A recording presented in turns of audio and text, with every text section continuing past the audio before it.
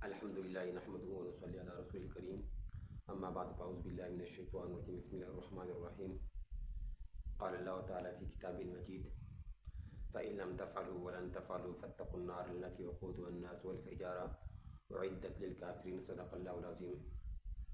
ماذا بورسكتونكم ناظرين، والسلام عليكم ورحمة الله وبركاته.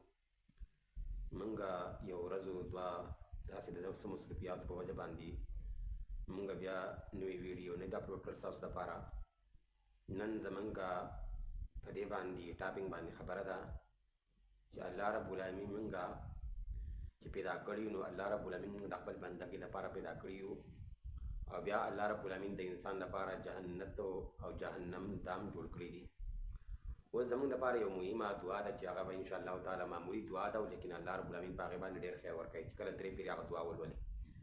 هغه دعا دا ده که یو سړی داسې په پښتو کې مو وایي که نه چې الله رب العالمین ما د جنت ماله جنت را نصیب کړي او ما جنت ته داخل کړي، او بیا دا خبره وکړي او بیا دا خبره وکړي، درې پیرې دا سوال وکړي. نو حدیث کې راځي جناب محمد صلی الله علیه وسلم فرمایي وایي جنت تو الله رب العالمین ته فرمایي چې الله رب العالمین دا بنده دا زما دخول غواړي او الله تعالی ماته څه کې ماته داخل کړي.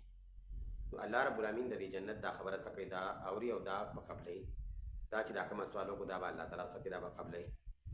او چې کله یو بنده د جهنم نه پناه غواړي چې الله رب العالمین ما د جهنم نه وساتي، د جهنم نه پناه راکړي، درې پیرې دا کرته درې کرته دا سوال وکړي، نو الله تعالی جهنم الله رب العالمین ته فرمایي چې الله رب العالمین دا بنده زمانه څه کوي، دا بنده زمانه لري وساتي، ځکه چې زمانه څه غواړي پناه غواړي.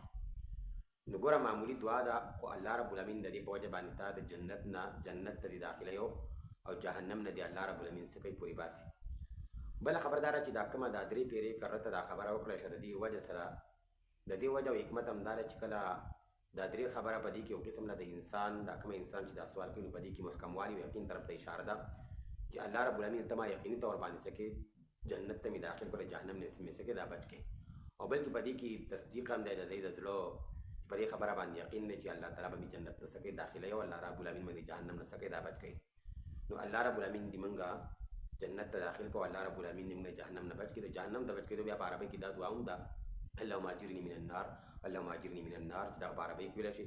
او یا الله رب العالمین اللهم اني اسألك الجنه، بیا په پښتو کې د جنت دپاره سوال دا دی په عربي کې اللهم اني اسألك الجنه، یا الله رب العالمین زه ستا نه سوال کوم د سوره جنت.